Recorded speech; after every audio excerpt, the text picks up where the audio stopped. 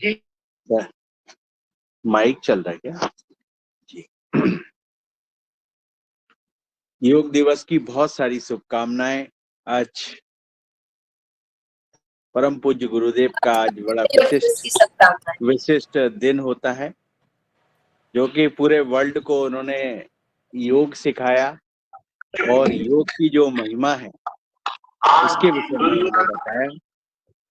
ऐसी एक योग्यता, ऐसा सनातन सामान्य घटना नहीं है। ये सिर्फ एक सुनाना चाहते हैं पैगंबर। प्रसंग का नहीं था, ये मानवता के भले के लिए दुनिया का सामूहिक प्रयास था। आज 11 साल बाद हम देख रहे हैं कि योग दुनिया भर में करोड़ों लोगों की जीवन शैली का हिस्सा बन चुका है। मुझे गर्व होता है जब मैं देखता हूं कि हमारे दिव्यांग साथी ब्रेल में योग शास्त्र पढ़ते हैं, वैज्ञानिक अंतरिक्ष में योग करते हैं, गांव गांव में युवा साथी योग ओलंपियाड में भाग लेते हैं। यहां सामने देखिए, ये नेवी के सभी जहाजों में भी अभी बहुत शानदार योगा कार्यक्रम चल रहा है। चाहे सिडनी ओपेरा हाउस की सीढ़ियां हो या एवरेस्ट की चोटी हो या फिर समंदर का विस्तार हो, हर जगह से एक ही संदेश आता है, योग सभी का है और सभी के लिए। योग is for everyone, beyond boundary, beyond background, beyond as और एबिलिटी।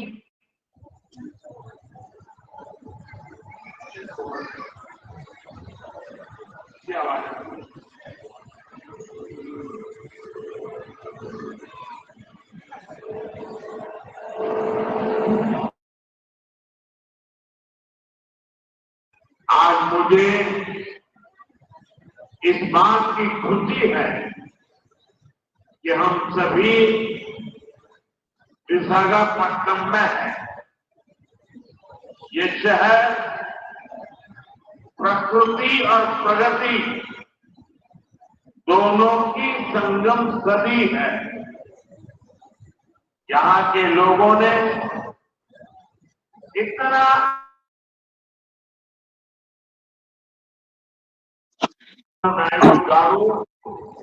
मैं कुछ ये क्लिप्स दिखा रहा था, आप कंटिन्यू करिए शरद जी। सॉरी मैं बीच में ब्रेक कर दी।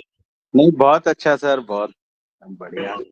आज योग दिवस है और योग दिवस में पूरे भारतवर्ष में योग मनाया जा रहा है।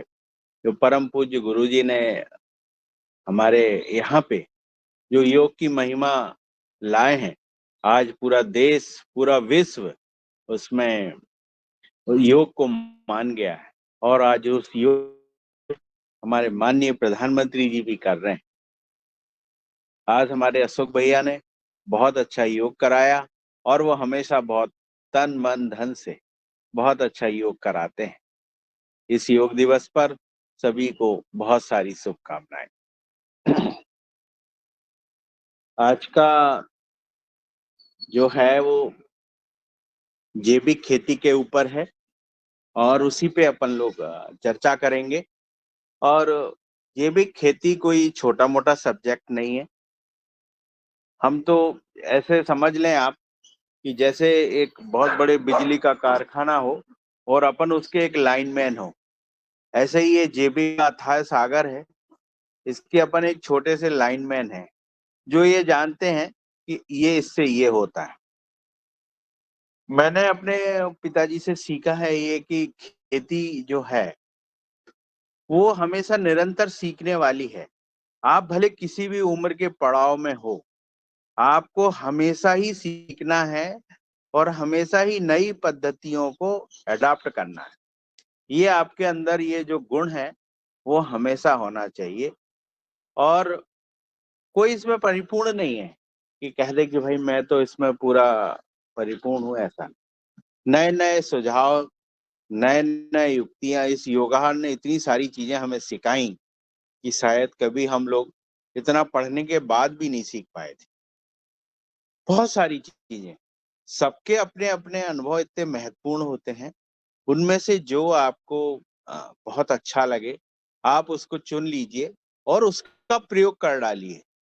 और मेरा ये मानना है कि जब भी जैविक की खेती के लिए किसी के विचार आता है या मन में खेती करने की इच्छा होती है, तो सबसे पहले R&D अपने खेत में बनाए।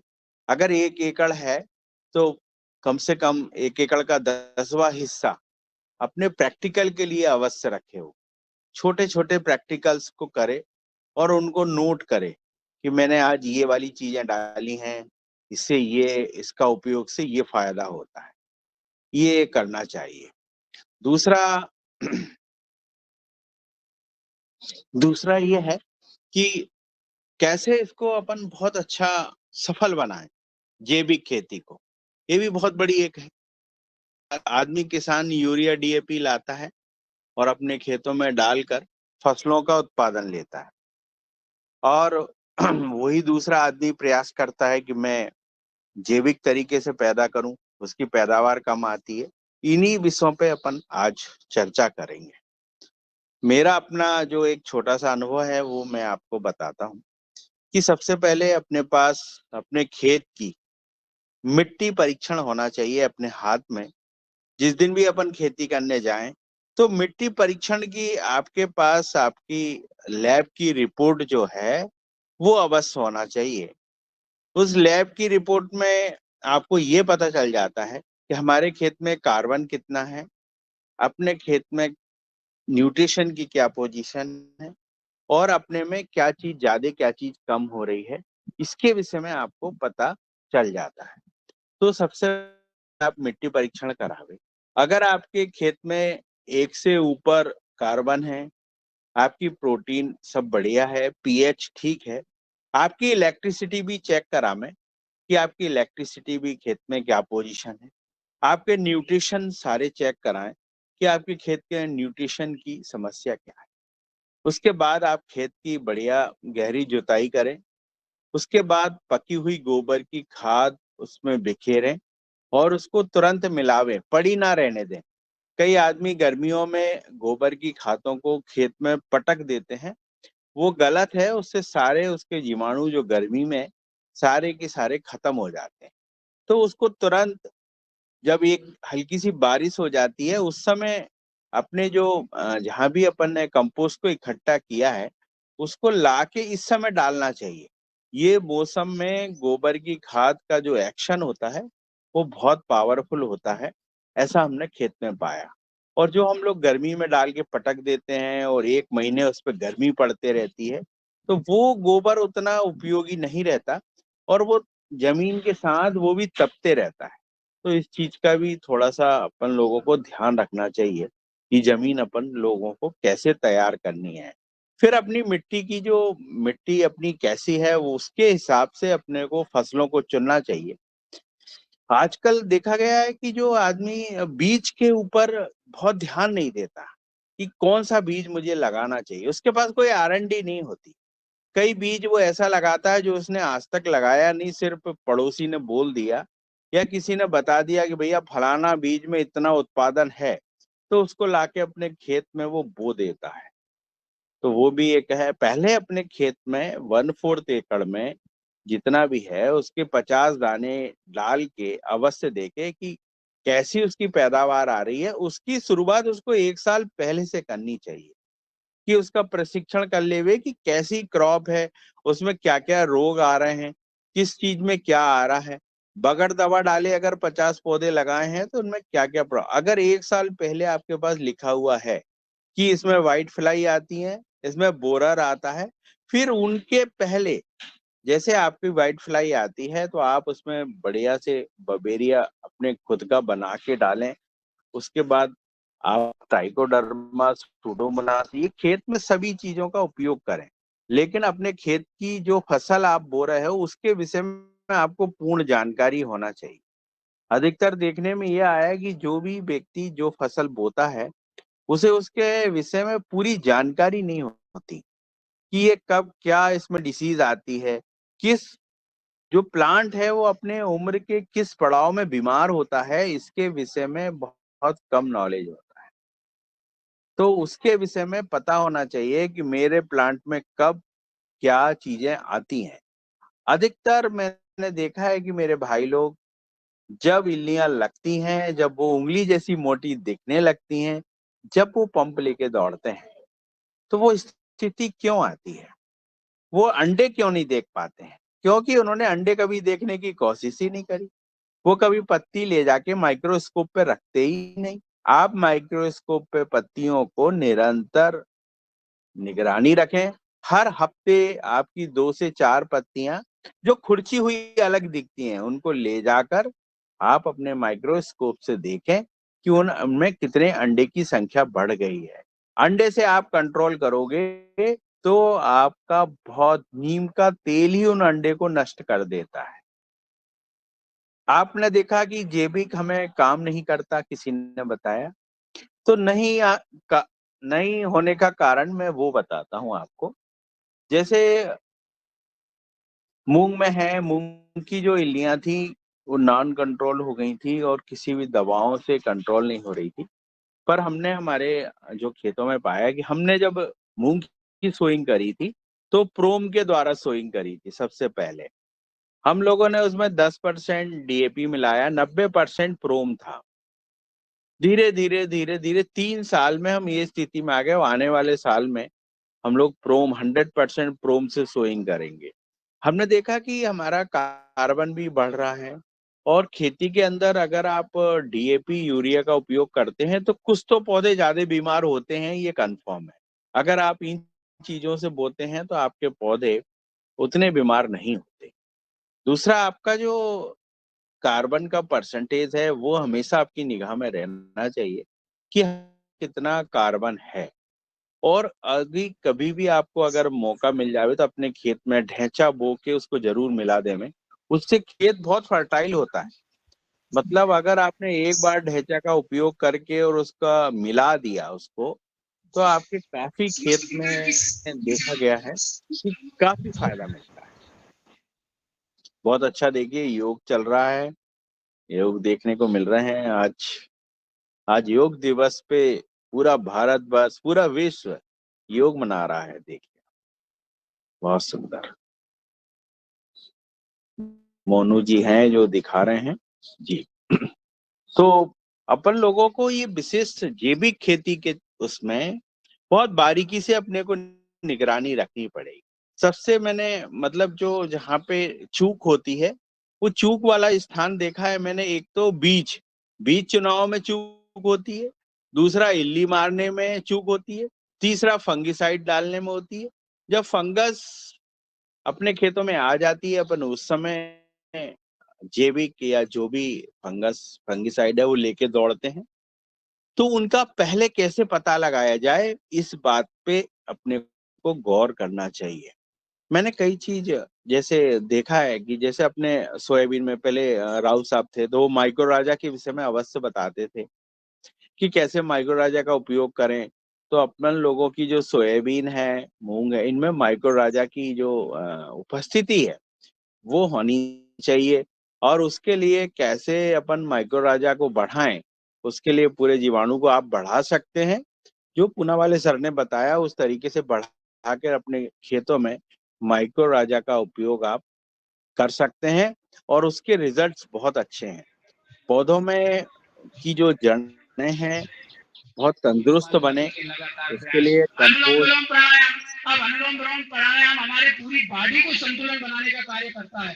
पूरे शरीर को एक बैलेंस करने का काम करता है। हमारे शरीर में ऑक्सीजन का बैलेंस, हार्मोन्स का बैलेंस, मोनू भाई माइक बंद करो आपका। समस्त अंगों तक एक संतुलन या समस्त मात्रा में उस तक पहुंचने का मोनू कार्य भैया करता है। माइक बंद कर लीजिए जी। बहुत अच्छा। और आप अगर मेरे ख्याल से कोई फसल अपन जब चुनाव करते हैं और उसमें पूरी चीजों को लिखते हैं कि हमने ये चीज बोई थी और ये चीजें इसमें हम लोगों को इस बार हमारी मूंग में ये वाली इल्लियां ज्यादा आई हैं, और वो ही आप जब अंडे पे जाएंगे और अंडे पे जब आप चीजों को रोकेंगे तो वो बहुत अच्छी रुकती है। मात्र मैंने ये देखा है कि आप जैविक चीजों को डालें, नीम तेल का उपयोग करें, बस इसका ये जो असर रहता है वो हफ्ते भर के लिए ही रहता है। 5 से 7 दिन के बीच में जैविक का आपको रिपीट करना पड़ेगा, और केमिकल में बस इतना है कि वो 15 दिन आपका असर करती है।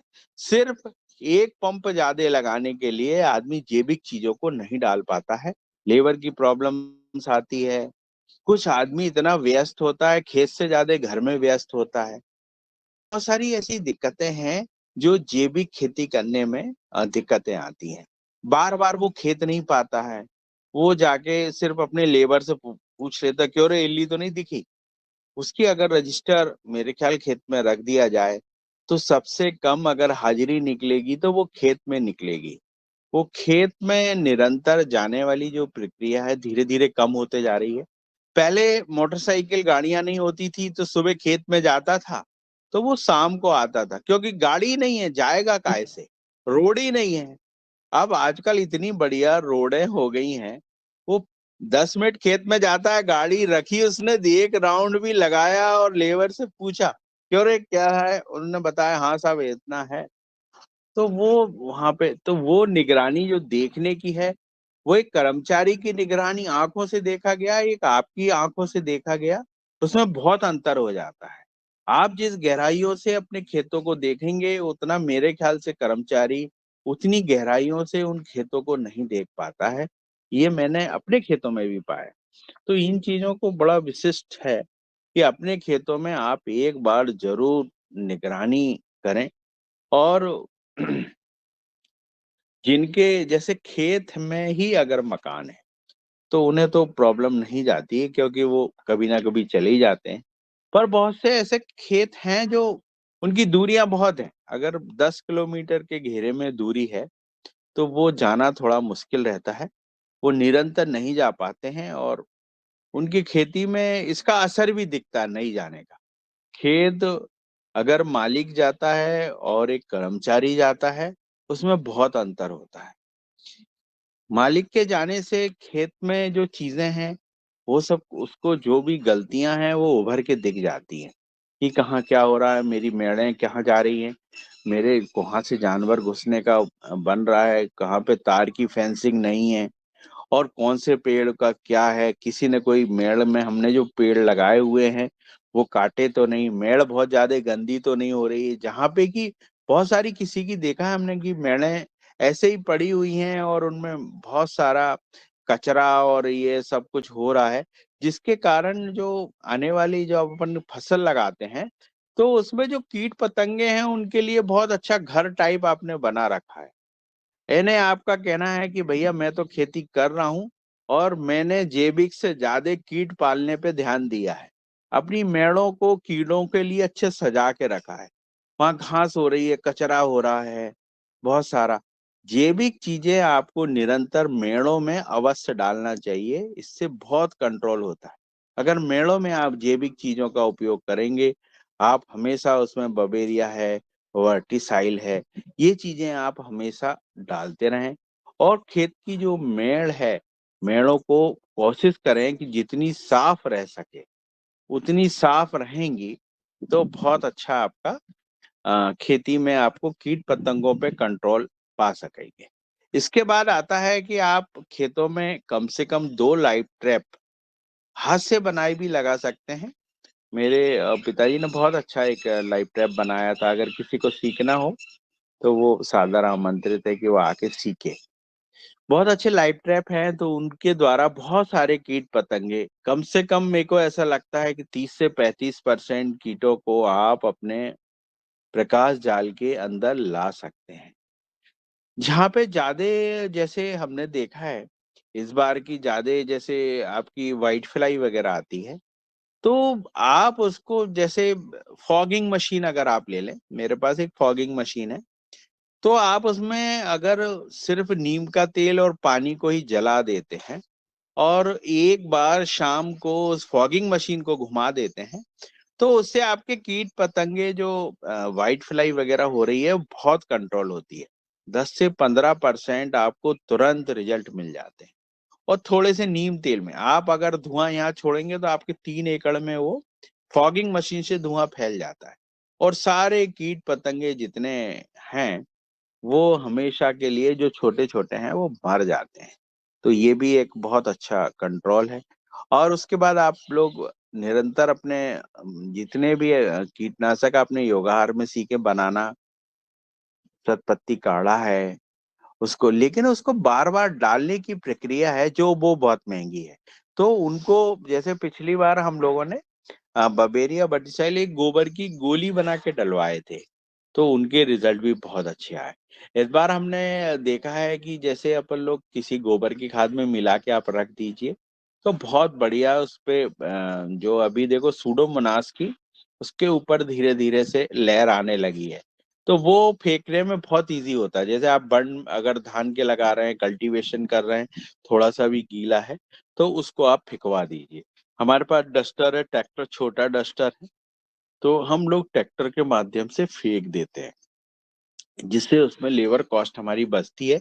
एक दिन में अगर डस्टर के द्वारा आप फेंकेंगे, कोई भी आपने छोटी जैसे प्रोम में मिला लिया या ये चीजों में मिला के फेंकना है, तो आराम से 40 एकड़ से 50 एकड़ में आप अपना जो भी जैविक आपने बना रखा है वो फेंक सकते हैं। वो सबसे सरल तरीका होता है। अगर पूरे दिन ट्रैक्टर चलता है तो 5-6 लीटर डीजल लगेगा छोटे ट्रैक्टर में, और आप उसके माध्यम से अपने खेतों में इन चीजों को फेंक पाएंगे। तो इन चीजों के फेंकने से आपको निरंतर कंट्रोल, आपका सतत निगरानी के साथ ये चीजें चलते रहनी चाहिए। आप पौधा बढ़ाव पे आ रहा है और आपने एक स्वस्थ पौधे को जन्म में पूरी मदद कर दी है और वो पौधा आपका तंदुरुस्त बन गया है। अगर आपको लगता है कि हमारा पौधा कमजोर है, तो उसके हिसाब से आप टॉनिक बेसल डोज जो आपने दिया है उसके बाद वाला जो डोज आपको देना है, वो उसके हिसाब से आप बनाइए। ऐसा तो नहीं वो गुड़ाई मांग रहा है। गुड़ाई मांग रहा है तो ट्रैक्टर के छोटे छोटे यंत्र कुल्पा, पहले बखर के थे, ठीक है, अब बखर नहीं है, तो आप अपने छोटे छोटे ट्रैक्टरों से या बड़े ट्रैक्टरों में भी पतले टायर लग जाते हैं, उनको लगा के आप कुल्पा जरूर चलाइए। कुल्पा चलाने से आपका एक तो बीटी साइड की बचत होती है, बहुत सारे कचरा मार आपको डालने नहीं पड़ते खेत में, और आपकी बोनी बिल्कुल सीधी होना चाहिए। आजकल के जो ड्राइवर हैं वो बहुत अच्छी बोनी नहीं कर पा रहे हैं, कहीं इधर घुमा देते हैं, कहीं उधर घुमा देते हैं। तो दिशाओं का ध्यान भी रखना बहुत जरूरी है। आपके खेतों की इलेक्ट्रिसिटी किधर से किधर जा रही है, उसके विषय में भी आपको नॉलेज होना चाहिए। पानी का निकास बहुत जरूरी है, तो किधर फसल का पानी जो है कैसे निकलेगा, और नहीं है तो आप कितनी दूर से पानी निकास की नालियां बारिश में बनाते नहीं है। मैंने देखा है अपने भाइयों को, वो खेत में एक कोने को गला लेते हैं, जैसे 1 एकड़ जगह है तो 10वां हिस्सा उनका गल गया। अरे भैया, एक नाली आप बना देते। नाली बनाने के काम में बहुत टाइम नहीं लगता, मुश्किल से आधे घंटे में वो नाली बन सकती है, लेकिन माइंड में नहीं औरता। और खेत में जाने के बाद भी किसान के दिमाग में बहुत सारी दूसरी चीजें, जब वो खेत में जाता है तो शहर की उसके दिमाग में घर की जो बहुत सारी कहना चाहिए कि बहुत सारी चीजें हैं जो चलते रहती हैं, तो वो चीजों के कारण जो चीजें करना चाहिए उन पे ध्यान नहीं दे पाता। तो बहुत बहुत सारे हमने खेत देखे हैं कि आप कितना अपने खेत को अच्छे से सजा सकते हो, इस पे ध्यान देना चाहिए। जितनी ताकत हो उस खेत को आप सजाइए। आपकी मेड़े, आपका खेत इतना रौनक भर रहना चाहिए कि लगे कि हाँ, पता चला आपका खेत उतना सजा हुआ नहीं है, उतनी ही वो कम फिर पैदावार देगा और उतने ही कीट पतंगे होंगे आपके। मैंने देखा है कि जैसे बहुत अच्छी जिनकी मेड़े साफ नहीं होती उनके कीड़े तो ज्यादा लगते हैं, उसके बाद आपकी पैदावार पे भी अंतर बहुत आता है। अगर कुछ मेड़े गंदी पड़ी हैं और इनके कारण बहुत कीट पतंगों को बहुत मदद मिलती है। तो जहां जहां से भी मदद मिलती है वो मदद को आपको काटना होगा कि उनका भोजन कहाँ से क्या मिल रहा है, उन चीजों को भी आप विशेष ध्यान दें। फिर दूसरा हमने देखा है कि जैसे माइक्रोराजा कम है तो कहीं मक्के के थोड़े बीजे छिटक देने चाहिए। उससे आपके खेतों में अगर आप सोयाबीन भी लगा रहे हैं और अगर आपका कहीं पे अगर 1 एकड़ में 50 पौधे भी हैं तो वो भी माइक्रोराजा को बढ़ाने की कोशिश करते हैं, ये देखा गया। तो ऐसे धीरे धीरे आप अपना जो उत्पादन है वो बहुत अच्छा लेंगे। उसके बाद आप जब फसल लेते हैं तो ये आपको देखना चाहिए कि हमारे 1000 दानों का वजन जब हमने बोया था तो कितना था और जब हमने उत्पादित करा है तो कितना रहा। आदमी ये नहीं देख पाता है कि भाई मेरा जो वजन आया है वो कितने ग्राम आया है। आपने मान लो 1000 दाना गेहूं का बोया है, उसका 43 ग्राम वजन है। अगर आपने दूसरी बार बोनी करी है और वो भी 43 ग्राम वजन आया है तो ठीक है, लेकिन किसी किसी का जो वजन है वो बहुत कम हो जाता है, 38 ग्राम आता है। उस चीज पे ध्यान देना चाहिए और उसको नोट करना चाहिए कि मैंने एक 43 ग्राम वाली चीज बोई थी तो मेरा जो उत्पादन आया है वो 38 ग्राम वाला आया है। तो उससे आपको ये पता चलेगा कि मेरे प्लांट में क्या न्यूट्रिशन की कमी रह गई, मैं कहाँ चूक गया। उन चीजों को बारीकी से आप अध्ययन करके लिख पाएंगे।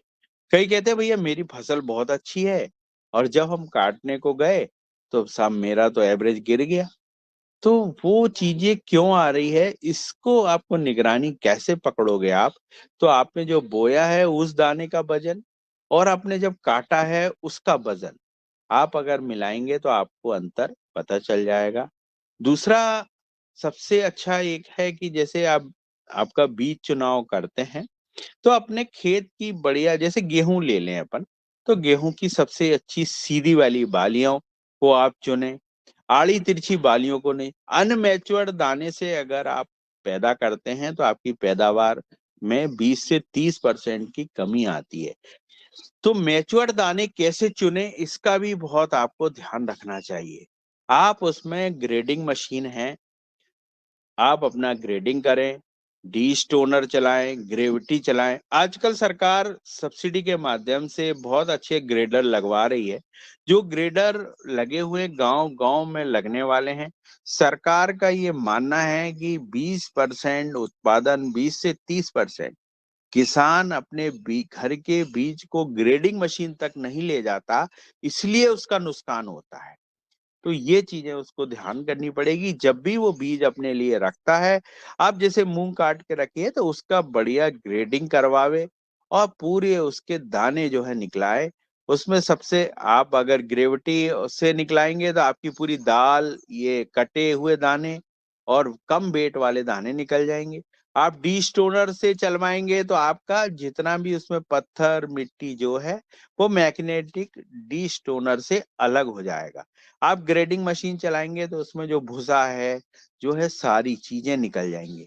पहले आप जो बोते थे उसका 1000 दानों वजन को तौलो आप, और जब आपने ग्रेडिंग करवाई, ग्रेविटी से निकाला, डी स्टोनर चलाया, उसके बाद उस दानों का वजन आप चेक करेंगे तो आपको समझ आएगा कि मैं जो बो बीज अब 1000 बो रहा हूँ वो मैं बो रहा हूँ 43 ग्राम का नहीं, मैं बो रहा हूँ 53 ग्राम के बीज।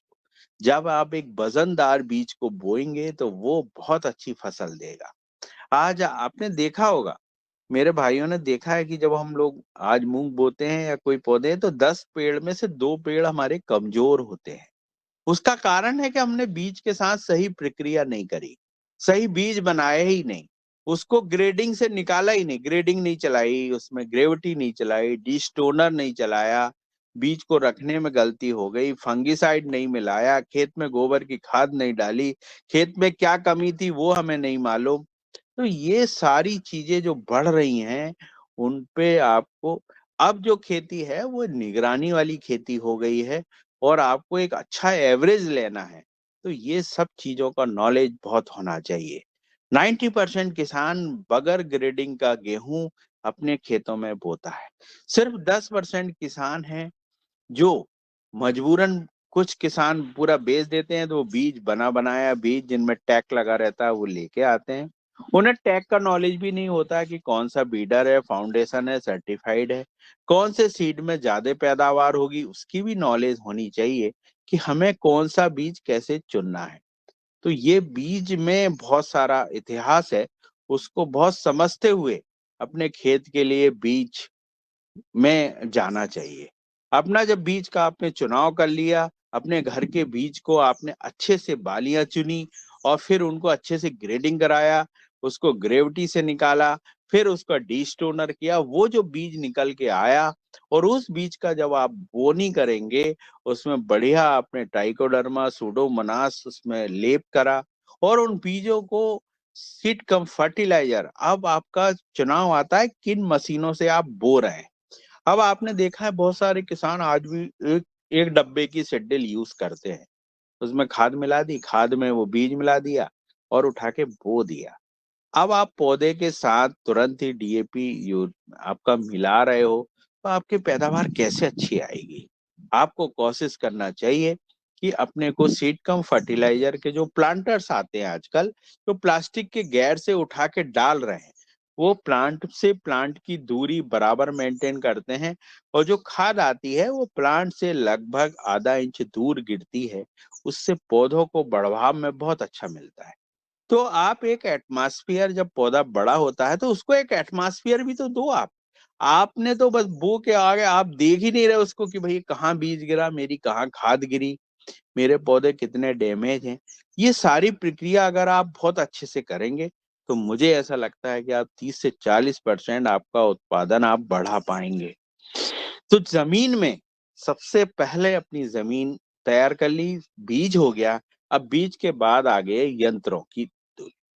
यंत्रों में आपने बहुत अच्छा आपका प्लांटर आपने चुना बोनी के लिए। आप कम से कम एचपी के ट्रैक्टर में छोटी सी डील जिससे खेत बहुत दबे नहीं, तो ऐसे ट्रैक्टर का चुनाव करिए। सीड कम फर्टिलाइजर की आप सिड्डी लीजिए, उनमें दोनों चीजें आपकी अलग अलग जाना चाहिए, इस चीज का आप विशेष ध्यान रखिए। अब 2 से 3 बॉक्स की आने लगी, अभी 2 बॉक्स की आ रही थी, अब 3 बॉक्स हो गए। अब न्यूट्रिशन भी आप और अलग से डाल सकते हैं।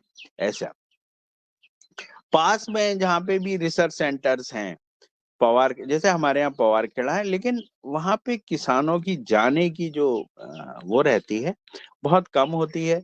हमारे उद्यान विभाग हैं, कृषि विभाग हैं, केवी के हैं, ये बहुत बढ़िया मेले लगाते हैं, लेकिन यह कम से कम लोग ही जाते हैं। हमने देखा कि हम गए तो हमने देखा अशोक भैया हमेशा मिलते हैं, कुछ रूप सिंह भैया मिलते, मतलब ऐसे कुछ चुने हुए लोग ही हैं जो मिलते हैं। बाकी हमने नहीं देखा, मीना साहब मिल जाते हैं, लेकिन क्या होता है कि वर्मा जी मिल जाते हैं, जो जाने वाले हैं वो ही मिलते हैं। बाकी हमने देखा भी इंटरेस्ट बहुत कम है। अगर हम मान लो अशोक भैया के गांव का उठाएंगे तो वो आपको मिलेगा कि बस अशोक भैया के साथ 5 और 10 लोग जाते हैं। मीना साहब का उठाओगे, जिनके भी रिकॉर्ड्स उठाओ, लोगों में अभी जाने की प्रवृत्ति नहीं है। अगर आप खेती कर रहे हैं तो मेरा मानना है कि जो मंदिर है आपके, ये जो मंदिर होते हैं वो ही आपके रिसर्च सेंटर हैं। उन रिसर्च सेंटरों में आप बार बार जाइए, उन विभागों को आप बार बार पास में जाइए, वहां के जो नए यंत्र आए उन्हें देखिए। इतने बड़े बड़े एनएससी नेशनल कॉरपोरेशन मेले लगाता है। इस बार तो एमपी में भी माननीय मुख्यमंत्री जी ने बहुत बड़े बड़े मेले लगाए और इतने मीट करी और नई नई मशीनों को हमें भी देखने को मिला। तो ये चीजें देखनी चाहिए। देखने में अब तो सरकार बकायदा बस भी भेज रही है आपको लाने के लिए, पहले तो ठीक है भाई बस नहीं भेजती थी, अब तो बस भी भेज रही है, खाने की व्यवस्था भी कर रही है।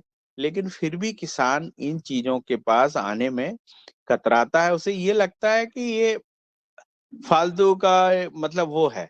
ऐसा नहीं है, जिसने जो पढ़ाई करी है, जो साइंटिस्ट है, वो बहुत अच्छा है। अभी हम लोगों ने एक मीटिंग हुई थी तो हमने कहा साहब मूंग में बहुत जहर होता है।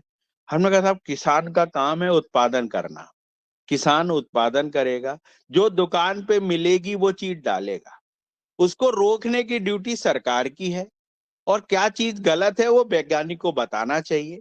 और क्यों नहीं, मान लो किसी चीज से कैंसर होता है तो आज हमारा एलोपैथी वाला डॉक्टर क्यों नहीं देता पेपर में कि भाई इससे ये नुकसान होता है, उसका तो कभी नहीं आता। इतने सारे डॉक्टर हैं, मैं इस मंच से आह्वान करना चाहता हूं कि आप अपने पेपरों में, भास्कर दैनिक, इतने सारे दैनिक पेपर हैं, उसमें क्यों नहीं निकालते कि भैया ये मूंग में आप ये दवा डालोगे तो ये दवा जो डलेगी उससे कैंसर होता है। लेकिन कोई भी एलोपैथी डॉक्टर ऐसी स्पीच लिख के नहीं डालता। सिर्फ एकमात्र किसान की तरफ सबकी नजर रहती है कि किसान ही देखे कि क्या चीज जहरीली है, किसान ही उत्पादन करे, किसान ही उसको भुगते। अगर कम बिक रही है तो किसान जाने ज्यादा। तो भाई हर चीजों का एक दायरा निश्चित होना चाहिए। अगर हमारा उत्पादन में आपने दायरा तय कर रखा है कि भैया आप एक काम करिए उत्पादन करिए, तो हम सब उत्पादन कर रहे हैं, आपके बताए हुए नियम से चल रहे हैं, आपके डीडीए ने लाइसेंस दे दिया है, वो दवा बिक रही है, उस पर ग्रीन लेबल भारत सरकार का लगा है तो हम खरीद रहे हैं। अब इसमें किसान की क्या गलती, ये समझ नहीं आता मुझे। मैंने कई बार इसको मंचों पे उठाया, तो ये ऐसा मतलब क्या है कि इसको वैज्ञानिक खुल के क्यों नहीं बता पाते हैं, क्यों नहीं लिख पाते हैं वो, किसान को क्यों रैली निकालनी पड़ती है, ऐसा क्या है? भाई आपने मान लो एक एमएसपी तय कर दी है तो उससे कम में क्यों मंडी में माल बिकता, सीधी सी बात है। जो एमएसपी आप डाल दीजिए, भैया एमएसपी से कम कोई व्यापारी खरीदेगा तो उसका लाइसेंस रद्द हो जाएगा। ये छोटी सी चीजें हैं। आज सब्जी मंडी में 10% कमीशन लिया जा रहा है, क्यों लिया जा रहा है भैया? अब उसका कोई वो ही नहीं है, हमेशा जाता है किसान जाके लूट के आ जाता है, लूटने वाले लूट रहे हैं। अब जो, तो ये ड्यूटी किसकी है? अपनी अपनी ड्यूटी मेरे ख्याल सबको करना चाहिए, मेरा अपना एक वो है। और किसान उत्पादन कर रहा है तो वैज्ञानिकों से मैं आह्वान करता हूँ कि जो दवा नुकसानदायक है उनके विषय में स्पष्ट सरकार को बतावे अपना। अगर एक केवी के मेरे ख्याल लिख देगा कि भाई ये इससे नुकसान है, तो मेरे को नहीं लगता कि भारत सरकार है या माननीय मुख्यमंत्री जी इन चीजों को ना माने कि भैया एक केवी के ने लिख दिया कि ये नुकसानदायक है तो उसको ना छोड़ना पड़े, तुरंत बंद कर देंगे। अगर 100 वैज्ञानिक जिस चीज को लिख के पेपर में अगर डाल देवे, 100 वैज्ञानिक एक साथ एक स्वर में, एक हेड में पूरा मेन पेपर पे लिख दें कि साहब इससे इतना कैंसर होता है, तो वो दवा भारत सरकार मेरे ख्याल अगर उसको तुरंत ना बंद कर दे, ऐसा हो ही नहीं सकता। लेकिन वो आवाज चाहते हैं कि बस सिर्फ किसान आवाज लगाए और कोई आवाज ना लगाए, ये एक बहुत बड़ी चीज है इसमें। और मेरा फसल उत्पादन के बाद जब हम लोग जब शेड्यूल से बोनी करते हैं तो सीधी बोनी होना चाहिए। मैंने देखा कि जब हम लोग प्लांटर से सोइंग करते हैं तो वो थोड़ी इधर उधर घूम जाती है, तो वो घूमना नहीं चाहिए। उससे क्या है, कुलपे बहुत अच्छे नहीं चल पाते। तो कुलपे चलाने पे बहुत बहुत जरूरी है। अगर आप छोटे ट्रैक्टरों से कुलपा चलाएंगे तो आपकी फसल में एक अलग चमक आती है। और जो कचरा उसमें मिक्स होता है, जब अपन छोटे कुलपे चलाते हैं तो उसमें हल्की हल्की मिट्टियों का चढ़ना, जड़ों के पास की जो मिट्टियों का हटना, वो पौधे में ऑक्सीजन लेवल उनका, प्लांट में जीवाणुओं का, सब चीजों को बढ़ावा करता है वो। तो ये बहुत जरूरी है। तो आप जितनी बार हो सके 1 से 2 बार कुलपा अवश्य चलावें। फिर आपके पौधों में आप निगरानी रखें कि हमारा कौन सा पौधे में कोई मोजक तो नहीं है, उन पेड़ पौधों को उखड़वा के जलवाने का काम। या अगर किसी ने बहुत सारी, जैसे हमने देखा है कि बहुत सारे अंडे, बहुत सारी इल्लियां रहती किसी पत्ते के पीछे, तो वो पत्तियों को तोड़ सकते हो। कोई ऐसा नहीं होता, 1 एकड़ में 5 से 10 पत्तियां ऐसी रहती हैं जिनके पीछे वो अंडे इल्लियों के दिख जाते हैं। उन पत्तियों को आप पन्नी में तोड़ ले और उनको दूर ले जाके उनको दबा सकते हैं। उनमें केमिकल भी नहीं डालने की जरूरत है ना, ये भी आप तो हाथ से उनको तोड़वा दीजिए। 5 से 10 पत्तियां रहती हैं। कोई आपको लटके हुआ पौधा दिखता है तो उसको बीच में जो बोरर है उसको बढ़ने से आप वहीं की वहीं रोक सकते हैं। उनको वहां से तोड़ लीजिए और उनको कहीं पे जला दीजिए या गड्ढे में गड़ा दीजिए। इन चीजों से आपका वहां से रोकथाम शुरू होना चाहिए। अब आपकी बोनी हो गई, आपका कुल्पा हो गया, फिर आपकी आती है फसल निकालने में। तो कैसे फसल को निकालें? अगर मूंग की कटाई अगर अपन लेते हैं तो बहुत अच्छे रिपर्स आ गए हैं, हमने देखा। और बहुत अच्छे काटने के लिए छोटे छोटे इतने यंत्र हैं कि एक दिन में आप छोटे यंत्रों से भी 5 से लेके 8 एकड़ जमीन आप रीपर से काट सकते हैं और मल्टी क्रॉप थ्रेशर से आप निकाल सकते हैं। उसमें आपको ना ही सफाया डालने की जरूरत है, ना ही कोई चीज, आप उसकी कटिंग कर सकते हैं। लेकिन पानी का ऐसा मौसम रहता है कि इसके कारण क्या है, मैं आपको बताता हूँ कि मेन जब हम लोग गेहूं सोइंग करते हैं, उसके बाद सरकार, यहाँ की स्थानीय बिजली वालों के तार बहुत अच्छे नहीं होते, तो वो 15 दिन के लिए लाइट बंद कर देते हैं। उस 15 दिन के कारण इतना सफाया, इतनी दवाएं डलती हैं। अगर प्रॉपरली टाइम से सोइंग हो जाए सोयाबीन की, तो कीड़े भी कम लगेंगे, सफाया भी नहीं डालना पड़ेगा, और उसको ज्यादा से ज्यादा वो रिपर से काट पाएगा। सरकार ने रिपर में इतना अनुदान दिया इस बार कि बहुत सारे रिपर इस बार, मेरे ख्याल से जैसे बड़वानी वाला जो क्षेत्र है, वहां हजारों के संख्या में रिपर आ गए। तो उनके माध्यम से जो खेत की कटिंग हो रही है वो बहुत अच्छी है, क्योंकि वो बगैर सफाया के हो रही है। तो इन चीजों का भी जो बढ़ावा कर रही है सरकार, निरंतर उस पे है, पर इनको बताने वाला होना चाहिए। अब हमारे यहाँ रकबे बड़े हैं किसानों के पास, इसलिए हार्वेस्टर का चलन होता है। बगैर हार्वेस्टर को इतने बड़े रकबों को इकट्ठा करना मुश्किल जाता है। लेकिन अगर प्रॉपर टाइम से कोई चीज बोआ गई है, जैसे हम लोग समय से अगर बोनी हो जाए, और वो 15 दिन जो हमें बिजली नहीं मिलती है उसका कोई विकल्प हो जाए। अभी हमारे यहाँ सरकार ने उसका विकल्प लेके आई। तो हमारे यहाँ जो जितनी भी कैनाल के आसपास की जमीनें हैं, उनमें 1500 HP की मोटर्स लगा रहे हैं वो, और उसके माध्यम से खेत खेत पानी पहुंचाने का ये एक सेंट्रल गवर्नमेंट का एक प्रोजेक्ट आया है, जिसमें हम सब की जमीनों में पानी की समस्या दूर होगी। और इससे दो फायदे होने वाले हैं कि एक, नलकूप भी हम लोगों को ज्यादा आवश्यकता नहीं पड़ेगा कि बार बार बोर कराओ। ये पानी हमें जो है कैनाल के माध्यम, पंपों के माध्यम से मिलेगा। ये काफी बड़ा काम है और सरकार ने इसको बहुत अच्छे से और बहुत अच्छी फिटिंग चल रही है। मेरे ख्याल ये समस्या भी 1-2 साल में हमारे एरिया में तो दूर होने वाली है, और तो पता नहीं है। लेकिन ये बिजली की जो समस्या है, ये बहुत बड़ी थी, कुछ कम हो रही है। हमारे यहाँ सोलर पंपों का काफी पंजीयन हुआ है। सोलर पंप से ये फायदा है कि जो गेहूं के समय जो पंप बंद हो जाते हैं, जिनके कारण पेड़ जल जाते हैं, तो वो अगर एक एक सोलर किसानों के यहाँ लग जावे, तो उससे वो पौधे बच जाएंगे। और जो 15-20 दिन की जो फसलें हैं, जिनमें वो लेट होते हैं, वो भी पूरा होगा। ये ऐसा सोलर पंपों के साथ है। तो जितनी बोनी करने के बाद आपने गाही कर ली, और उसके बाद आपने फसल को निकाल के ले आए, फिर जब आपकी फसल निकलती है, तो फिर आपके पास वही आपके 1000 दानों का वजन होना चाहिए कि आपने जो वजन, कितने वजन की फसल बोई थी और कितने वजन के आपने उत्पादन किया। वहां पे आप आ जाइए।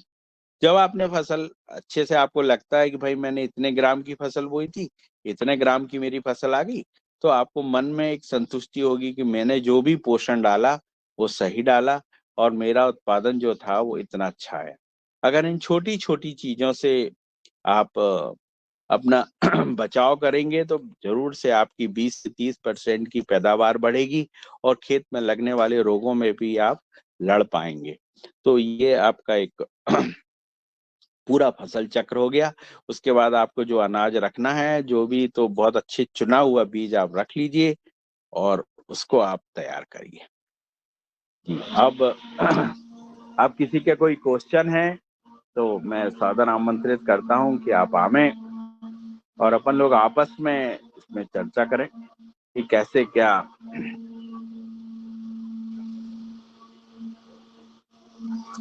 आजकल एक और बताता हूं मैं, अभी हंड्रेड नहीं है तो, आजकल सरकार ने, जैसे माननीय मोदी जी का है और हमारी गवर्नमेंट का भी है, कि जो चीज आप पैदा कर रहे हैं, कुछ ऐसी चीज करिए कि आपका प्रोसेस हो जाए। जैसे इस बार हमने हल्दी करी, तो हल्दी अपना ही प्रोसेस किया और अपना ही बाजार बना के बेचा। और ऐसी चीज चुनी कि जिसे बाजार, हल्दी तो हर आदमी को चाहिए, आपको बाजार ढूंढने की जरूरत नहीं है। और आप 1 एकड़ में हल्दी अगर आप लगाते हैं, तो 90 से 100 कुंटल आपकी हल्दी मिलती है। और उस हल्दी को आप पूरा प्रोसेस करते हैं, तो आपको लगभग 17 कुंटल आपको सूखा हुआ पाउडर प्राप्त होता है, जो अगर आप मिनिमम बेचोगे, तो आपको 200 रुपए किलो में वो पाउडर जो है वो बिक जाएगा। तो ये भी बहुत अच्छी खेती है और इसको भी ज्यादा से ज्यादा किसानों को पकड़ना चाहिए। मसाले, अगर किसान मसालों में उतरता है तो इसमें ज्यादा, मसालों में जो है वो प्रॉफिट ज्यादा है। हमने देखा है कि जैसे अदरक है, हल्दी है, आपका धनिया है, मिर्ची है, इनके एक रेट रहते हैं हमेशा, इनके रेट में बहुत अप डाउन नहीं आता। तो इन चीजों को पकड़ना चाहिए। तो इन चीजों को अगर पकड़ेगा तो उसकी खेती में दो पैसा जरूर बढ़ेगा। तो और निरंतर खेतों में चेंज लाना चाहिए। हमने देखा कि जहाँ 2-3 साल हम बल्लर करते हैं, फिर वहां गेहूं अगर हम लगाते हैं तो बहुत उत्पादन आता है गेहूं का। 2-3 साल तो गैप होना खेती में जरूरी है। और फसल का रोटेशन, अगर हम लोग इस बार महाराष्ट्र गए थे तो हमने देखा पूना वाले सर के वहाँ खेतों में, तो वो जैसे 2 लाइन तुअर की लगा रहे हैं, फिर उसमें बीच में उन्होंने चना लगाया हुआ है, फिर सरसों लगाए, मतलब विविध इतनी सारी फसलें। तो खेत में फसलों को बदलने में भी बहुत ध्यान देना चाहिए। आप फसल में अगर ध्यान देंगे इन चीजों का, तो फिर भी आपका मेरे ख्याल ज्यादा से ज्यादा आपका खेत जैविक की तरफ बढ़ेगा।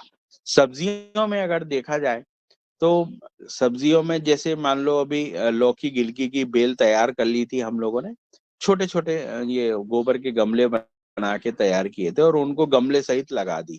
तो अभी हम लोगों की जैसे गिलकी स्टार्ट हो गई, लौकी, तो वो समय से थोड़ा पहले निकल जाए तो उन फसलों का भाव अच्छा मिल जाता है।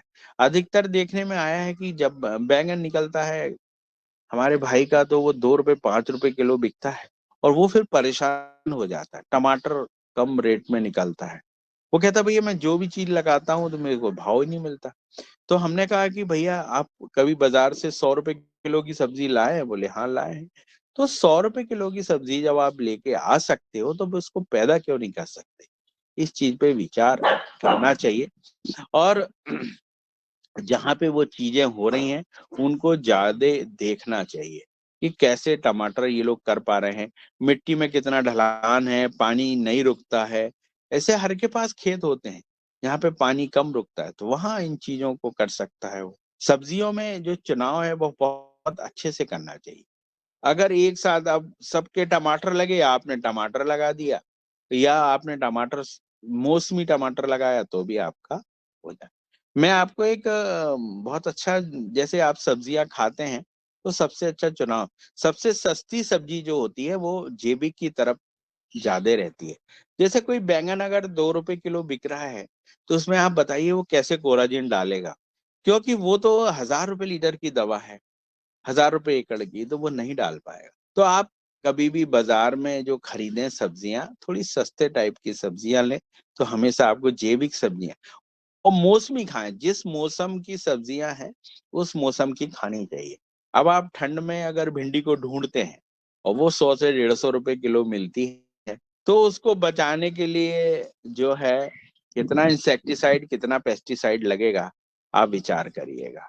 अभी मुझे बता रहे थे कोई कि जैसे आप कोराजिन मूंग में 3 स्प्रे होते हैं।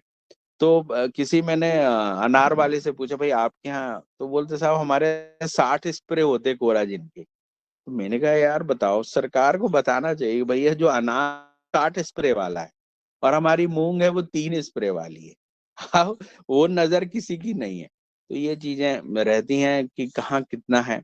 अब बैंगन के ऊपर 20 से 25 स्प्रे हो रहे हैं, आपका मिर्च में हो रहे हैं 20 से 25 स्प्रे। तो इन चीजों में स्प्रे बढ़ रहे हैं। तो वो स्प्रे को कैसे रोका जाए और कैसे इन चीजों में, ये साइंटिस्ट ही लोगों को ज्यादा ध्यान, इसका कोई ऑप्शन अच्छा निकाले। अभी जैविक में काफी अच्छे ऑप्शन आ गए। हम लोगों ने जो जैविक में पूना वाले सर से जो सीखा, उसका काफी उपयोग किया अपने खेतों में। और आज हम लोग जो आपको बताएं कि जो 5 लाख की दवाएं लाते थे, हम लोग 1 लाख की दवाओं पे आ गए धीरे धीरे। तो हमने देखा कि कहीं ना कहीं असर हो रहा है, पर पहले साल असर कम मिलता है, ये हमने देखा है।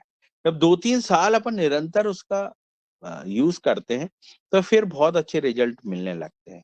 खास करके मेड़ों में अवश्य डलवा में, क्योंकि मेड़ों में जब आप ये डालेंगे तो उनका कंट्रोल बहुत होता है। बारिश में ज्यादा से ज्यादा जैविक कीटनाशक, जैविक फंगिसाइड, इनका यूज करना चाहिए, क्योंकि बारिश में बहुत रिजल्ट है।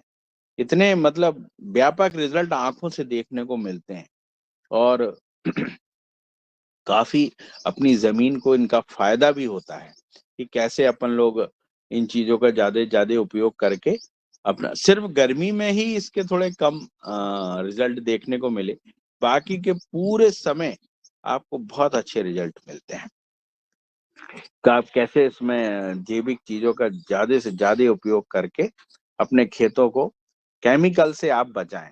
अभी हम लोगों ने देखा कि जमीनों में जैसे केचुआ बढ़ाना है, तो आपकी पत्तियां अगर बहुत ज्यादा गिरी हुई हैं और आप रोटावेटर से मिक्स कर देते हो उसमें, और आजकल डिक्स एरो आ गई है तो डिक्स एरो से आप उसमें मिला देते हो, तो धीरे धीरे खेतों में ऑटोमेटिक केचुआ भी बढ़ने लगा है।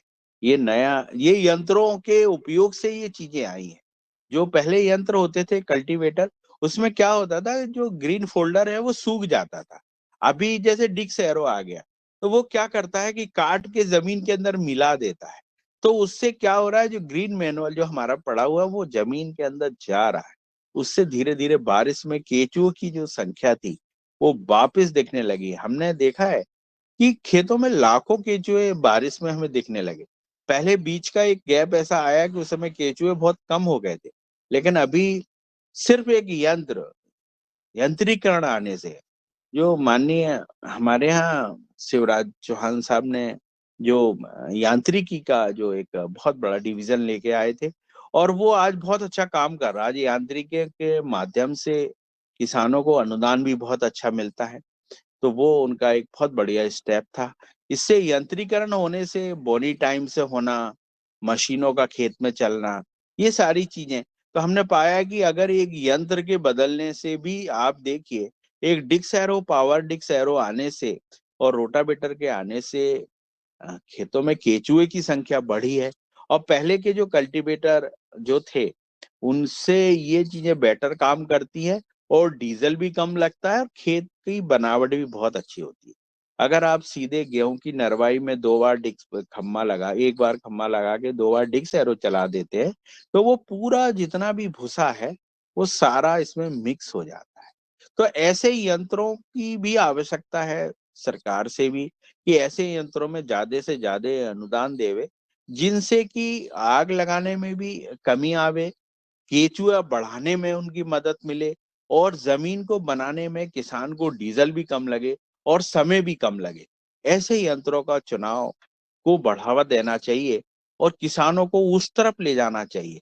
किसान एक ऐसा पौधा है जिसको जिस तरफ सरकार ले जाना चाहती है वो उस तरफ चला जाता है। आज हमारी सरकार को बहुत धन्यवाद है कि सारी चीजें, गेहूं है, मक्का है, सारी चीजें एमएसपी पे ले रही है, और किसान जब एमएसपी पे देता है जब भी 2 पैसा उनके घर पर आ पाता है।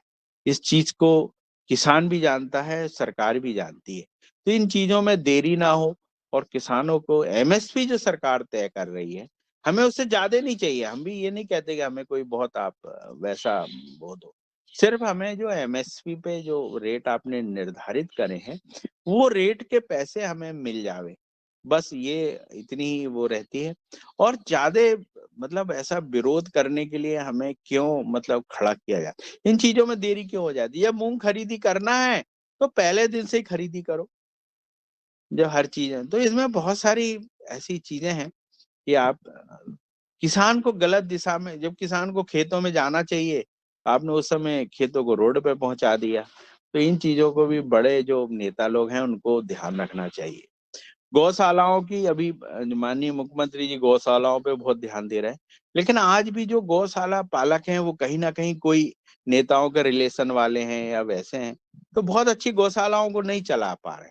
जो गांव में गौशाला बनी है तो वो हमने देखा अभी जैसे केसला में बनी, अब मुन्नीलाल जी आए थे तो वहां गए, तो वो 29 और 30 तारीख को उनका जो ऑडिट होता है उसमें गाय को वो क्या करते हैं, जंगल से पकड़ लाते हैं और 30 तारीख को ऑडिट करवा देते हैं। देखो साहब मेरे पास तो 100 मतलब पशु हैं, तो और वो पैसा ले लेते हैं, और 1 तारीख आई तो वो फिर वापस जंगल में छोड़ दिया।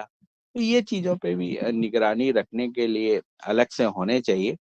और जो शासन में कृषि विभाग, उद्यानिकी विभाग जिस शोर शोर से काम कर रहा है इस समय, ऐसा लगता है कि आने वाले समय किसान का होगा। और इतने अच्छे उत्पादन बढ़ रहे हैं, और नई नई चीजों की नई नई बहुत सारे हमारे जिलों में इससे सारे फल उत्पादन के बगीचे लग रहे हैं, बहुत अच्छे हैं यार। मतलब 100-100 एकड़ में आम का लगना, अमरूद का लगना, ये आने वाले सालों सालों में बहुत अच्छा एक हमारा हमारा यहाँ नर्मदापुरम जो है वो फलों में भी राजा होने वाला है। इस बार यहाँ पे जो पचमढ़ी में एग्रोमीट हुई थी तो वहाँ 70 टाइप के आम रखे गए थे, जिनको माननीय मुख्यमंत्री जी ने भी काफी पसंद किया, और वो आम बहुत विशिष्ट आम थे। तो ऐसा लगा कि जो होशंगाबाद है वो भी काफी अच्छा फलों की तरफ भी बढ़ रहे हैं, और किसानों की जो खेती में नए बच्चे आ रहे हैं उनकी भी रुचि बढ़ रही है अब खेती में, क्योंकि खेती में नए नए यंत्रों का जो आना हुआ, इससे जो नए यंग यंग जो बच्चे हैं जो खेती करना चाहते हैं, लेकिन वो एक अच्छे यंत्रों से करना चाहते हैं। वो पुरानी जो है, आज भी उनके घर में लड़ाई है, वो एक अच्छा ट्रैक्टर रखना चाहते हैं, अच्छी खेती करना चाहते हैं और अच्छा उत्पादन करना चाहते हैं, और उनका उत्पादन बहुत अच्छा आ रहा है। जिन बच्चों ने बागडोर अपने हाथों में ली है, उनके घर की हालत जो है वो काफी सुधरी है। अब काफी हद तक घर की महिलाएं भी खेती में भाग लेने लगी हैं। मेरी मदर सन 70 की एमए हैं, और उन्होंने सन 70 में एमए किया था, और वो भोपाल यूनिवर्सिटी में प्रेसिडेंट भी रही कॉलेज की। और ये देखा गया कि उस समय महिलाओं को पढ़ने में ही बहुत दिक्कत थी, मतलब पढ़ाने में गांव वाले बड़ा उस महसूस करते थे कि कोई बच्ची को आप स्कूल में पढ़ा रहे हैं। लेकिन आज जो है वो नहीं, ऐसा नहीं है। आज बच्चियां, पिताजी खुद लेके जा रहा है अपनी बच्ची को पढ़ाने। तो चेंज आया है, आज का नया जनरेशन का जो पिताजी है इस मामले में, अभी का पिताजी आगे हो गया, पीछे के पिताजी पीछे रह गए। वो उस समय उन्होंने अपनी बच्चियों पे उतना ध्यान नहीं दिया, जो आज के पिताजी अपनी बच्चियों पे ध्यान दे रहे हैं, उतनी उनको खुली छूट दे रहे हैं कि कैसे वो पढ़े और कैसे अपना अच्छा बुरा खुद समझे, उनको हॉस्टल भिजवा रहे हैं। हाँ, कुछ अप्राय घटनाएं होती हैं, लेकिन उससे ये नहीं होता कि एक कुछ घटना हो गई है तो सारी बच्चियां उसके लिए दोषी हो जाएं, ऐसा नहीं है। उनका जो उन्हें जो आज के पिताजी जो जिस माहौल में उनको ले जा रहे हैं, मुझे नहीं लगता कि उनको दुनिया में कहीं रोकने की जरूरत पड़ेगी और वो कोई मंजिल नहीं पा पाएंगी। ऐसी इस समय जो महिला बच्चियां तैयार हो रही हैं, और इस समय के जो पिताजी कर रहे हैं, वो पुराने पिताजी से कई गुना आगे कर रहे हैं। और अब जो बच्चियां आ रही हैं, वो रानी लक्ष्मीबाई जैसी ही बच्चियां आगे मिलेंगी, और जो देश को एक नई दिशा में ले जाएंगी, ये कंफर्म है।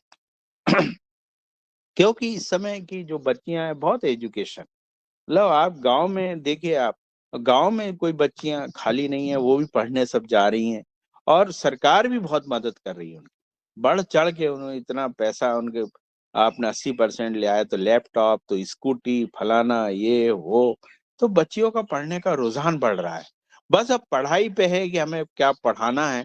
वो पढ़ाई पे अगर सरकार थोड़े से सब्जेक्टों को सही कर दे, एक जैसे गांव में कृषि सब्जेक्ट है, तो उसको खेती में क्यों नहीं ला रहे हैं? जब हमें आप आर्ट पढ़ा सकते हो तो खेती का सब्जेक्ट पहली क्लास से क्यों नहीं पढ़ा सकते? भाई 70% गांव के बच्चे खेती करते हैं, 70% परिवार खेती से जुड़ा है, तो आप हमें आर्ट क्यों पढ़ाते हो? आप उसमें एक बायोलॉजी का सब्जेक्ट, उसमें कृषि का सब्जेक्ट क्यों नहीं डालते? एक पवारखेड़ा है, वहां पे कृषि स्कूल है, तो वो एक सब्जेक्ट सारे स्कूल में अगर कृषि वाला चल जावे, तो उसमें क्या तकलीफ है? कहाँ ये क्यों नहीं हो पा रहा? इसको कौन रोकता है? तो ये कृषि का एक सब्जेक्ट है, अगर उसको 5वीं में ये पता चल जाए कि भैया ये फसल में ये चीजें हैं, और 5वीं से उसके हाथ में माइक्रोस्कोप आ जावे, तो वो बच्चा कहाँ जाएगा खेती में? उसके हाथ में माइक्रोस्कोप क्यों नहीं आ रहा है? वो क्यों नहीं लैब में जा सकता 5वीं का बच्चा? उसको क्यों ये छोटी ऐसी सब्जेक्टों से दूर रखा जा रहा है? इन चीजों में भी थोड़ा सा ध्यान देना चाहिए। और अब समय काफी हो गया है, अगर किसी के कोई क्वेश्चन है तो अवश्य आवे। बहुत सारी आज की चर्चा हो गई, आज योग दिवस था, खूब मनाया, और आज पूरा विश्व योग मना रहा है।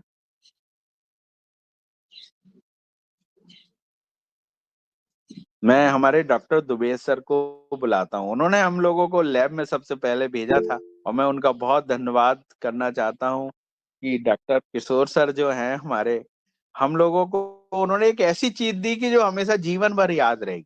जो हमारा जेबिक में जिस तरीके से हमने बवेरिया संतोष सर से बनाना सीखा, तो सबसे पहले अगर दीपक जलाया था तो वो हमारे डॉक्टर किशोर सर ने जलाया था। मैं सर को सादर आमंत्रित करता हूँ। सर आमंत्रित। धन्यवाद शरद जी। आपका कहना उसी समय मैंने हैंड रेज भी किया था। बहुत अच्छा। सबसे अच्छी बात जो लगी, आपने आपके मन में जो जो चीजें है कृषि के संदर्भ में, वो सब खुले दिल से रख दी। इतने खुले दिल से रख दिया आपने कि जो कई बार रखी नहीं जाती है उसको भी आपने खुले दिल से रख दिया कि भाई हमारे स्तर पे क्या किया जाना चाहिए, गवर्नमेंट के स्तर पे क्या किया जाना चाहिए, शिक्षा के स्तर पे क्या किया जाना चाहिए। अगर सही पैमाने में कृषि को अच्छे दिन लाना है तो शिक्षा से लेकर दलालों का निर्मूलन करना, एमएसपी लेना, ये सब जो बातें हैं वो जरूरी है, क्योंकि कुछ चीजें तो किसान के हाथ में है, लेकिन कुछ चीजों के लिए व्यवस्था परिवर्तन किए बिना नहीं होने वाला है। व्यवस्था परिवर्तन के लिए जो जिम्मेवारी होती है वो आखिर सरकार की ही होती है, चाहे एमएसपी हो, दलालों का निर्मूलन हो, या जो सिलेबस चेंज करना है, पहली से पांचवी से जो भी कृषि का इनकॉर्पोरेशन करना है, तो ये सभी चीजें जो है वो सरकार के हाथ में ही है। तो निश्चित रूप से यह मामला सिर्फ किसानों ने खुद के बल पे ही प्रगति होंगी ऐसा नहीं है। कुछ तो चीजें जरूर है किसानों के हाथ में, लेकिन कुछ व्यवस्था का हिस्सा होती है, तो व्यवस्था परिवर्तन की बहुत जरूरी है। यह बात आपने रखी, मैं आपका अभिनंदन करता हूं, क्योंकि यही वो सब चीजें हैं जो खुले दिल से कई लोग नहीं मानते और रखते भी नहीं है। मंचों पर तो बिल्कुल नहीं रखते, व्यक्तिगत रूप में बात मान लेंगे, लेकिन भाई उनको ऐसा लगता कि ये शायद शासन का डर लगता कि भाई हम शासन के विरोध में बोल रही है। यह सब चीजें जो है शासन के विरोध वाली चीज नहीं है। आखिर शासन चलता कैसे? शासन सुझावों पे चलता है, और सुझाव देने के लिए क्यों लोग हिचकिचाते ये मुझे अभी भी समझ में नहीं आ रहा।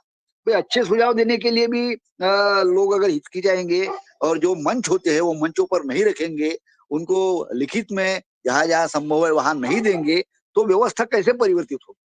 हमको व्यवस्था परिवर्तन करना है तो निश्चित रूप से ऐसे सुझावों को देना पड़ेगा, उनको वहां जो मंच है वहां पर रखना पड़ेगा, और तभी ये सब बातें होंगी।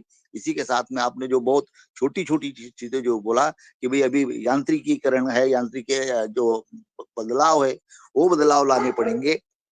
उसी में छोटे किसान जैसा हम गांव में देखते हैं, हमारे महाराष्ट्र में भी देखते हैं कि छोटे किसान भले ही वो खुद ट्रैक्टर नहीं ले पाते, लेकिन जिसका भी ट्रैक्टर होता है उसको 1-2 एकड़ के लिए बोलते हैं। वो उनको 2 एकड़ 3 एकड़ के लिए बैल रखना और उनकी देखभाल करना नहीं पुराता।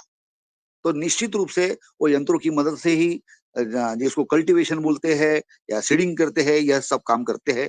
या आपने ग्रेडिंग की बात बोली, तो हाँ, ग्रेडिंग वाली जो बात है वो अभी देहातों तक उतने पैमाने में नहीं पहुंची, लेकिन इनको सबको भी पहुंचाना पड़ेगा। चाहे उनको अब जो ग्रेडिंग मशीन है उसको अगर थोड़ी सी सब्सिडी दी जाए तो निश्चित रूप से हर गांव-गांव में ग्रेडिंग मशीन आ जाएंगी।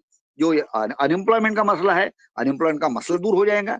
ट्रैक्टर लेने के लिए अगर हम सब्सिडी देते हैं तो एक ग्रेडिंग वाली मशीनें हैं उसके लिए भी अगर सब्सिडी दी जाए, और वो टैगिंग बैगिंग वाला जो प्रोसेस है वो भी अगर उस तरह से सुझाया जाए, कॉमन ब्रांडिंग किया जाए, जैसा मैं हमेशा बोलता कि लिज्जत का जैसा कॉमन ब्रांडिंग है, उस तरह की अगर एक एक एरिया के लिए कुछ 2-4 डिस्ट्रिक्ट लेके बोलो या स्टेट लेके बोलो, कॉमन ब्रांडिंग किया जाए, उसमें क्वालिटी कंट्रोल रहे, तो लोगों को एम्प्लॉयमेंट भी मिलेगी, किसानों को अच्छे दाम भी मिलेंगे। और निश्चित रूप से जैसा आपने कोरेजिन की जो बात बोली है, इसके लिए जो लेबोरेटरीज है वो लेबोरेटरीज जगह जगह पर इसकी संख्या बढ़नी चाहिए कि उसमें टेस्टिंग। मैं 2-4 दिन से भाभा एटॉमिक रिसर्च सेंटर के संपर्क में हूँ और वहां पे उन्होंने किट निकाली है। मैं 4 दिन से उनसे संपर्क कर रहा हूँ, लेकिन मेरा कोई जवाब नहीं आ रहा, उनसे कांटेक्ट नहीं हो रहा। उन्होंने एक बायो किट बनाई है और जिसके माध्यम से फलों में और सब्जियों में कितनी मात्रा में जहर है वो जाना जा सकता है, पहचाना जा सकता है। अब ये बहुत ऐसी चीजों का जो एक्सटेंशन होना चाहिए, ये तो कृषि विज्ञान केंद्र वालों को भी पता नहीं। Bhabha atomic research centre government के पैसे से चलता है, कृषि विज्ञान केंद्र भी उनके जरिए चलता है, लेकिन आपस में तालमेल ही नहीं है, कम्युनिकेशन ही नहीं है, किसानों को भी पता नहीं है।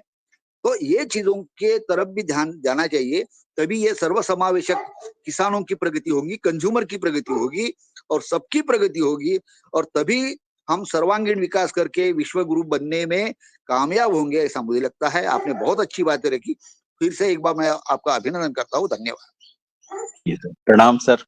हमेशा आपका आशीर्वाद हमारे सदन में हम लोगों के ऊपर बना रहे, और आपके जो मार्गदर्शन रहते हैं वो बहुत बहुत कीमती होते हैं। हमने देखा कि आज भी हम लोग बबेरिया, जब भी हम लोग ये चीज लैब में हमारी बनाते हैं तो हम आपको अवश्य याद करते हैं कि हमें हमारे डॉक्टर किशोर सर ने एक नई जगह हमको पहुंचाया। और ये एक सीखने वाला है सर। मैं बताऊं आपको, खेती जो है निरंतर सीखने वाली है और निरंतर इसमें परिवर्तन आपको सीखना है। तो बहुत अच्छा। अभी और किसी का हैंड रेज हो, समय हो रहा है बहुत जल्दी, 2-3 मिनट बचे हैं। अगर किसी को कुछ भी जानकारी चाहिए हो खेती से संबंधित। शरद जी, पवन सर की कमेंट ले लीजिए प्लीज। मैं आदरणीय पवन सर जी को सादर आमंत्रित करता हूं कि वो आए सर।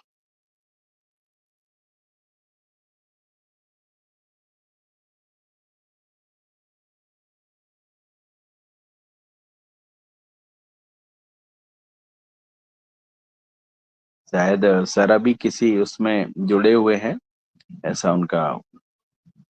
अभी और भी कोई किसी के वो हैं, अगर दिनेश सर हैं। दिनेश सर शायद नहीं होंगे आज तो। आदरणीय योग दिवस मनाने में लग रहे हैं सभी अभी तो, आज तो। जी जी जी जी। सबका योग दिवस बहुत चल रहा है। अरे वाह वाह जी वाह जी। वाह, चलो भैया बहुत बढ़िया। अभी हम लोग सभी विद्यालय में बैठे हैं, यहाँ पे अभी योग दिवस मनाया हम सब लोगों ने, अध्यापक महोदय बहुत या मतलब सुंदर, सभी। जी जी। बहुत बढ़िया। और जी, बहुत अच्छा, बहुत अच्छा है। आज सभी लोग बहुत बढ़िया मना रहे हैं और बहुत अच्छा।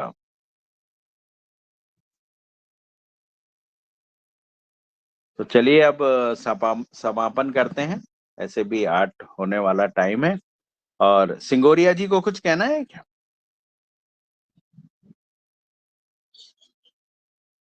शायद सभी लोग कहीं ना कहीं स्कूल में या ऐसी जगह बैठे हैं कि जहाँ पे सुन तो सकते हैं पर बोल नहीं सकते। ऐसी बहुत सारी वो है। अभी 8 टाइम हो गया है, तो अपन समापन करते हैं। आज आदरणीय अशोक भैया ने बहुत अच्छा योग कराया, और वो हमेशा योग बहुत अच्छा कराते हैं। और आज की कार्यशाला अपन यहीं पे रोकते हैं। आज मुझे जो मंच पे समय दिया जिसने भी, जिस उन्हें बहुत बहुत धन्यवाद जी। जिस किसान हाँ को बेनी बोल। प्रधानमंत्री मोदी जी ने सम्मानित किया, उसके सामने किसकी हिम्मत होगी बोलने की? अरे नहीं नहीं नहीं सर, ऐसा नहीं है। ऐसा नहीं है। और पर ये है कि उन्होंने मतलब इतनी दूरी से हम लोगों को चुना, तो ये हमेशा बड़ा वो रहता है। और देखिए क्या है ना कि उत्साह किसान का, मैंने देखा कि इतने सारे कृषि मेले इतने विशिष्ट जो है भैया, मतलब अभी जो गवर्नमेंट लगा रही है पहले नहीं लगे। अभी जो मेले लग रहे हैं और अब जो सम्मान हो रहे हैं वो काफी अच्छा है। जैसे किसानों के हाथ से आम खाना, ये बड़ी विशिष्ट बातें हैं। ये धीरे धीरे जो किसानों से व्यंजन खाना, अब उन्होंने कहा कि हम मोटे अनाज का भी लगाएंगे तो आप लोगों से हम अनाज भी खरीदेंगे। अगर सरकार इस तरफ बढ़ती है तो ये कहीं ना कहीं किसानों को फायदा होने वाला है। और बहुत सारी अथाह सागर है खेती, इसमें जो भी पहलू पकड़ो। हाँ वर्मा जी कुछ बोलना चाहते हैं, मैं सादर आमंत्रित करता हूँ। आइए वर्मा। अभी एक नया कॉन्सेप्ट चालू किया होम स्टे का। अभी ये आदरणीय मोहन यादव जी की सरकार ने एक होम स्टे का कॉन्सेप्ट शुरू किया। खेत में एक छोटा घर बनाइए और वहां पे 1 या 2 परिवार के रुकने की व्यवस्था, और इससे ज्यादा नहीं। ऐसा उन्होंने अभी कॉन्सेप्ट किया। 2 दिन पहले उसका भोपाल में उन्होंने उद्घाटन किया है। तो एक बहुत जी अच्छी पहल है ये किसानों के लिए। खेत पे एक टप्पर बना है, उसमें जाके आपको लेके आइए। शहर के लोग 2 दिन वहां रुकेंगे या बाहर के लोग आकर रुकेंगे और देश की संस्कृति को और हमको समझेंगे। ओम। बहुत बहुत सुंदर, बहुत बढ़िया भाई, बहुत।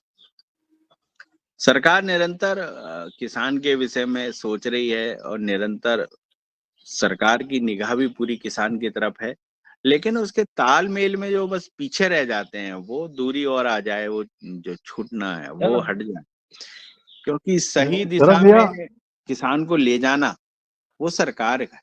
सरकार चाहे तो रोड पे ले आए, सरकार चाहे तो बाजार में लगा दे, सरकार चाहे तो खेतों में लगा दे, ये तो सरकार के ऊपर है जी।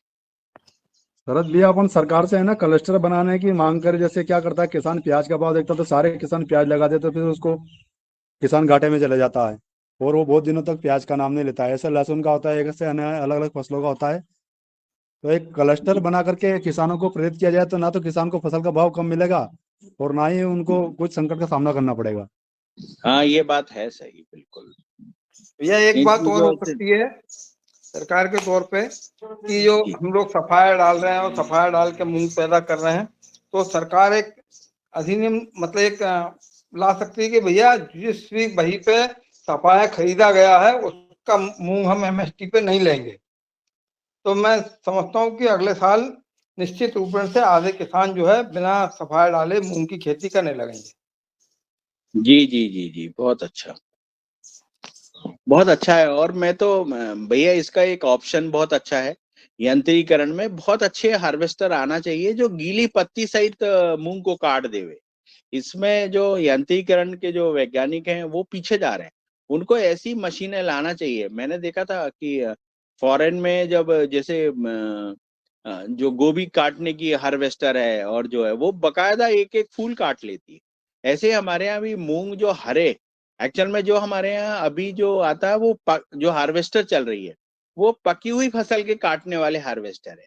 गीली फसल काटने वाले हार्वेस्टर आना चाहिए जो कि काट के फलियों को अंदर कर ले।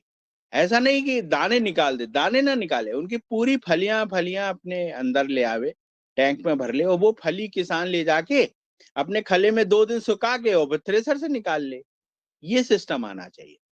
ऐसी मशीनों की उपयोगिता है, ऐसी मशीनों को आना चाहिए और इस तरफ वैज्ञानिकों को इसमें काम करना चाहिए, जितने भी मैकेनिकल से जुड़े हुए यांत्रिकी से, कि ऐसी मशीनों को चुने जो फलियों को तोड़ना चालू करे, फलियों के दाने ना निकाले। दाने निकालने से क्या हमारा वजन भी कम हो रहा है, सफाया भी डालनी पड़ रही है, अनमैच्योर्ड फली हैं वो भी हमारी खेत में रह जाती हैं।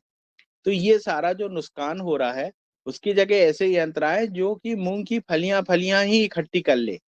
तो उससे क्या होगा कि हमारी जो हरी फली रह गई या कम फली रह गई वो घर पे आ जाएगी, तो हम 1-2 दिन सुखाने के बाद तो उसको आराम से अपनी थ्रेसर से निकाल लेंगे। ये प्रोसेस में आना चाहिए जी। चलिए समापन करें, आपकी आज्ञा हो तो ठीक है। अभी सदन में किसी का हैंडेज नहीं है और पवन सर भी अभी इस समय काफी योग में सभी लोग बिजी हैं, तो अब आज का समापन किया जाता है और कल फिर नए जोश के साथ, नए अतिथि के साथ, नए योगी के साथ कल मिलेंगे जी। ओम प्रणाम।